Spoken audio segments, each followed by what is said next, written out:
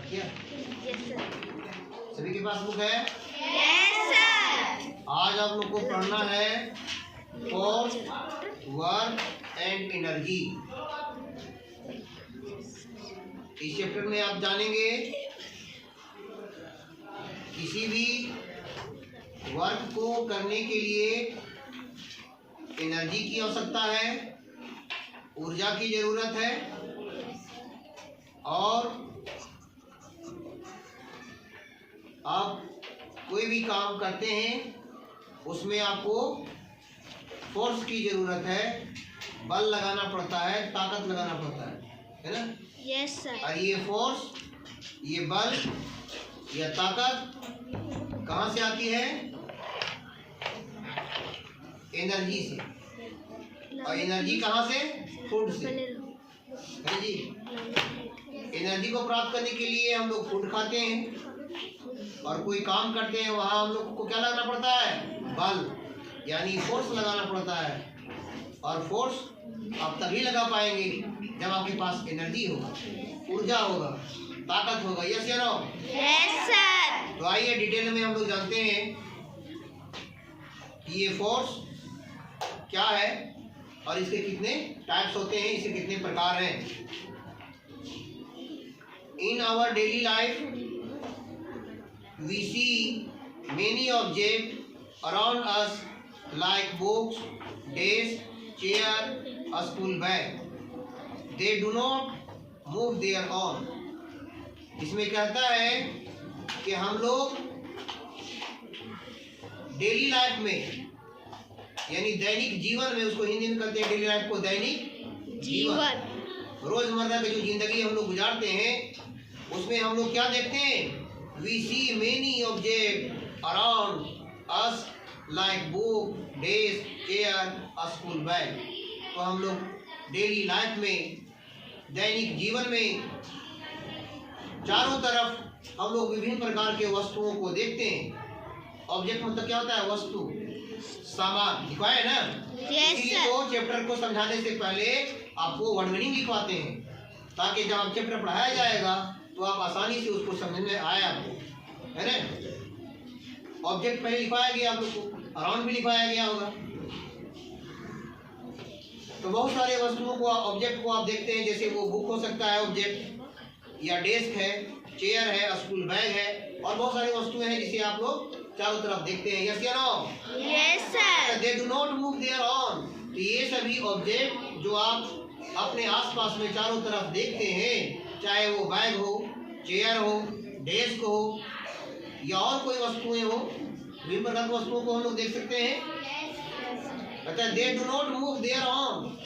ये सभी वस्तुएं, चाहे वो चेयर हो या डेस्क हो या बेंच हो, ये अपने आप गतिशील नहीं हो सकते, मूव नहीं कर सकते।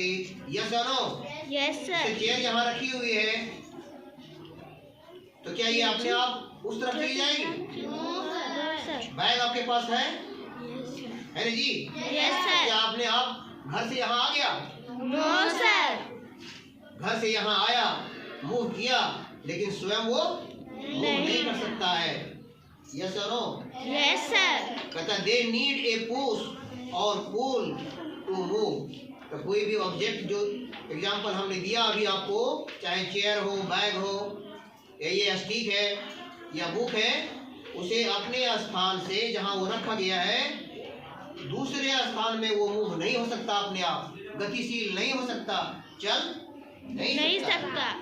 अब उसे मूव करने के लिए, उसे चलाने के लिए, या एक स्थान से दूसरे स्थान में जाने के लिए उसे या तो पुश करना होगा या पुल करना होगा। यस और नो? Yes sir. कोई वस्तु यहाँ रखी हुई है आपके बेंच पर, मान लीजिए बुक रखी हुई है यहाँ, है ना? यदि इसको इस तरफ से उस तरफ करना है तो क्या करना होगा? या तो उस बुक को आपको पुश करना होगा, यानी धकेलना होगा, या तो पुल करना होगा, खींचना होगा। Yes no? Yes sir. एक जगह से दूसरे जगह वो मूव होगा, गतिशील होगा, चला जाएगा। Yes no? यानी मूव, पता क्या चला? कोई भी ऑब्जेक्ट को उसके स्थान से गतिशील होने के लिए, उसे एक स्थान से दूसरे स्थान जाने के लिए उसमें मूव होने के लिए किसकी आवश्यकता है? आपको या तो उसे पुश करना होगा या पुल करना होगा, या तो धकेलना होगा या तो खींचना होगा। यस या नो? Yes, ये sir. दोनों क्रिया में यदि आप किसी वस्तु को, किसी ऑब्जेक्ट को आप पुश करते हैं तो पुश करने में क्या होगा? बल लगेगा, ताकत लगेगा, यानी फोर्स आपको अप्लाई करना होगा। यस या नो? Yes, sir. जब तक आप बुक पर फोर्स अप्लाई नहीं करेंगे, बल अप्लाई नहीं करेंगे, तब तक क्या होगा? वो बुक अपनी ही जगह पर रहेगा। यस या नो? Yes, जैसे sir. आप बल लगाएंगे यानी पुश करेंगे, धकेलेंगे, अब वो अपने स्थान से दूसरे स्थान में चला जाएगा, यानी मूव करेगा, गतिशील हो जाएगा। यस या नो? Yes, sir. तो कोई ऑब्जेक्ट को मूव करने के लिए किसकी आवश्यकता हुई? पुश और पुल, यानी धकेलना होगा या तो खींचना होगा, Yes, sir. तभी चलेगा जी। Yes, sir. कहता है they need a push or pull to move. A push or pull which is applied to on a object is called force. देखिए यही फोर्स है, यही बल है। प्रश्न उठता है कि बल क्या है, या बल की परिभाषा क्या है, या what do you mean by force. आप फोर्स से क्या समझते हैं? तो आंसर क्या होगा? जब आप किसी ऑब्जेक्ट पर पुश करते हैं या पुल करते हैं, तो ये पुश और पुल करने के लिए आपको जरूरत है, आपको नीड है किसका? फोर्स का। जब किसी वस्तु पर आप फोर्स अप्लाई करते हैं, यानी जब उसको पुश करते हैं या पुल करते हैं, तब वो वस्तु क्या होता है? गतिशील हो जाता है। इन द फिगर, यहाँ देखिए कुछ यहाँ एग्जाम्पल भी दिया है। A push or pull which is applied to an object is called force. यानी चाहे तो आप पुश करते हैं या पुल करते हैं, ये पुश और पुल यानी खींचना या धकेलना किसी ऑब्जेक्ट पर आप अप्लाई करते हैं, उस पर आप लगाते हैं, यही क्रिया क्या कहलाता है? फोर्स कहलाता है, बल कहलाता है। समझ में आ रहा है जी? Yes, sir. अब बताएंगे किसी को आप फोर्स क्या है? Yes. बोलिए। Yes, sir. आपको बताना यही है कि आप किसी ऑब्जेक्ट पर, किसी वस्तु पर हम पुश करते हैं या पुल खींचते हैं, खींचना या धकेलना यही फोर्स कहलाता है, यही बल कहलाता है। समझ में आ गया? Yes, sir. आगे बढ़ेंगे। In the figures given below we can see the pushing or pulling of an object. In all the cases force is being applied. देखिए यहाँ कुछ एग्जाम्पल दिया गया है।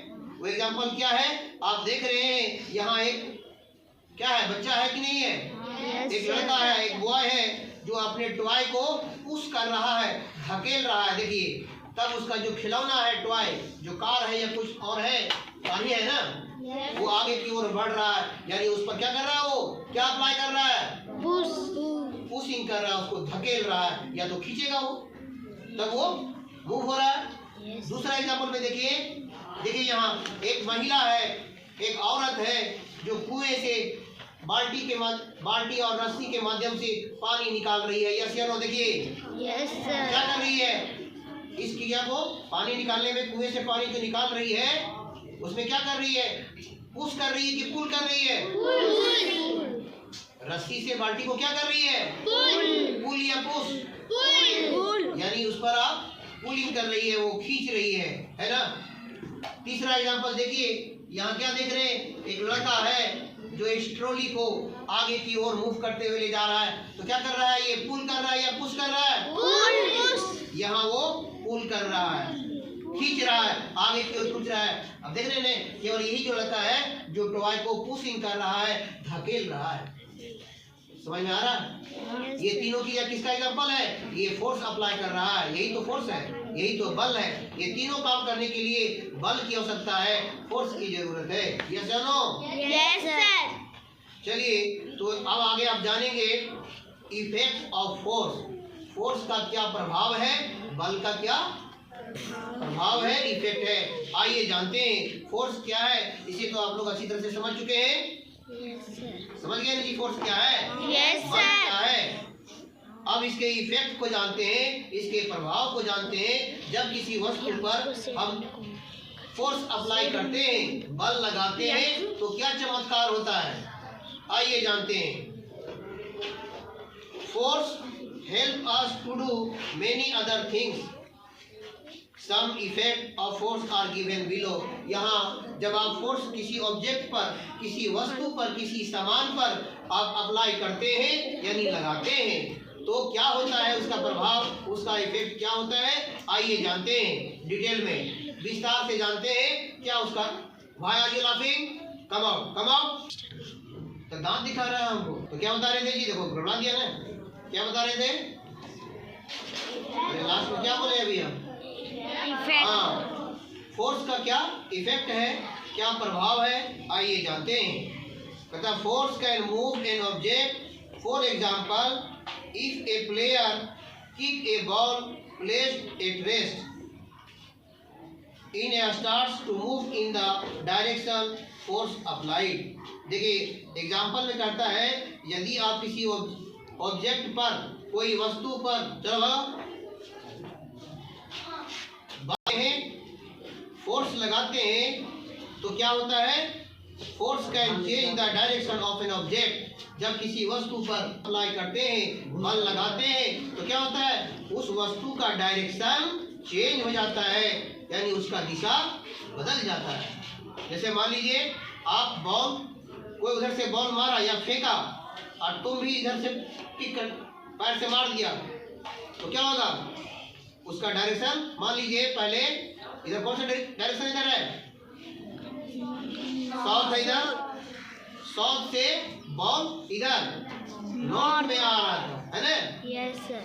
डायरेक्शन ये था, और तुम भी इधर से मारा तो फिर इधर चला गया, फिर साउथ में चला गया, तो डायरेक्शन तो बदल गई कि नहीं? वो आ रहा था नॉर्थ की ओर और बदल दिए आप साउथ की ओर, या फिर ईस्ट की ओर मार दिए। जिधर आप की करेंगे, यानी उस बॉल पर आपने फोर्स अप्लाई किया तो उसके डायरेक्शन को, उसके दिशा को आपने बदल दिया। यही प्रभाव है फोर्स का, बल का। समझ में आ रहा है? Yes sir. अगर बल उस पर नहीं लगाया जाए, जो ऑब्जेक्ट गतिशील है, तो उसकी दिशा को आप बदल नहीं सकते हैं, उसके डायरेक्शन को आप चेंज नहीं करते हैं। तो ये पहला प्रभाव आपने जान लिया।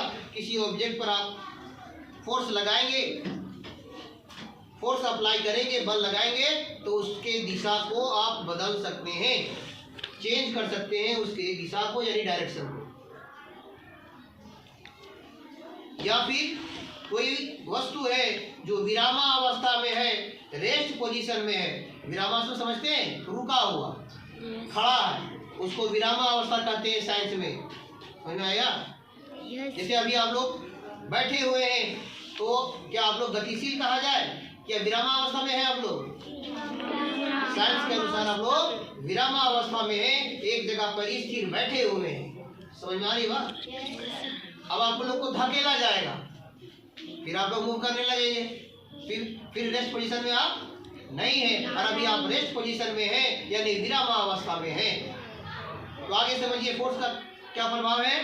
Force can change the direction of an object. For example, if A hockey player change the direction of A ball with the help of his stick. यहाँ भी वही चीज किया है कि आप फोर्स अप्लाई करके, जैसे मान लीजिए कोई बॉल थ्रो किया है, फेंका है, और आपके पास बैट है ना, या कोई स्टिक है, तो उस बॉल के डायरेक्शन को आप फोर्स लगा करके उसके चेंज कर सकते हैं। मार दीजिएगा, आप इधर मार दीजिएगा, इधर मार दीजिएगा, जिधर से आ रहा है उधर ही मार दीजिएगा, है ना जी?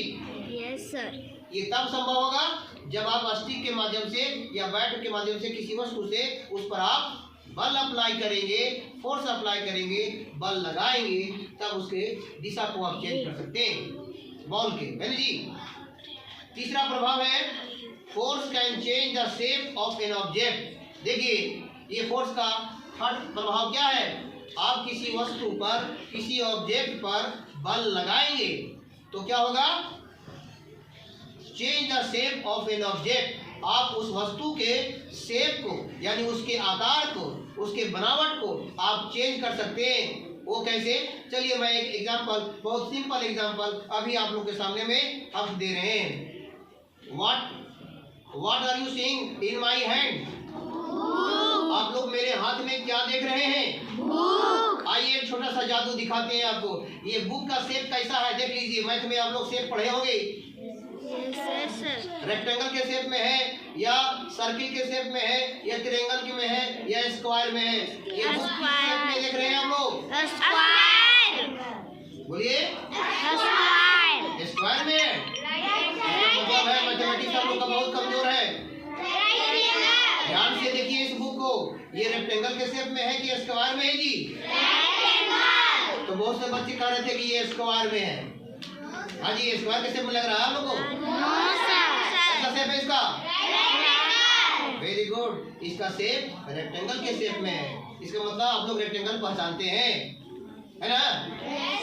तो आइए अब इसके शेप को हम बदल देते हैं। कैसे बदलते हैं? जादू लगाते हैं। वो जादू क्या है? इस पर फोर्स अप्लाई करेंगे, इस पर बल लगाएंगे। अब इसका शेप जो आप रेक्टेंगल के शेप में बुक को देख रहे हैं, इसको हम सिलेंडर में बदल देंगे। सिलेंडर का शेप देखें हम लोग? मैं देखें ना जी? आइए देखिए मेरा जादू देखिए। अभी इस शेप को आप लोग ध्यान से देखिए। रेक्टेंगल के शेप में है कि नहीं है? सर्किल में है जी? रेक्टेंगल में है। देखिए देखिए इसको कैसे कैसे इस पर जादू हम लगा रहे हैं, यानी फोर्स लगा रहे हैं। आप देखिए इसका शेप कैसा हो गया जी?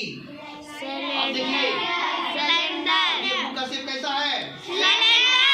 रेक्टेंगल है। सिलेंडर का शेप बना दिए। क्या है ना जादू मेरे पास? जादू है? ये जादू नहीं है। अगर जादू है तो किसका जादू है? फोर्स का। यही तो प्रभाव समझा रहे हैं आपको।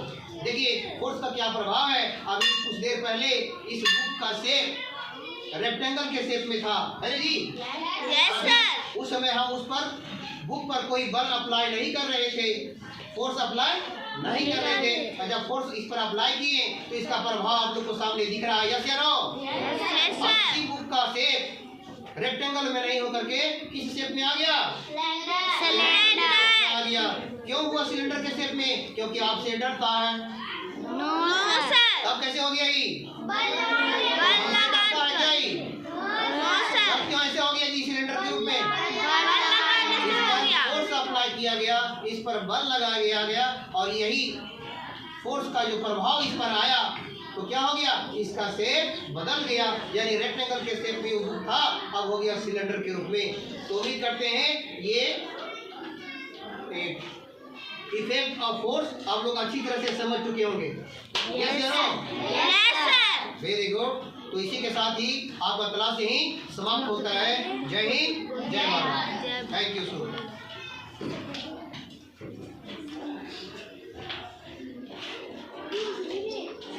आप लोग पूरा वीडियो देखिए, वीडियो को उठ नहीं रहा है, ठीक है? सर बंद था जी, आपसे चालू हो गया, आपसे लगा रहा है तो आप लोग दिखा दीजिए।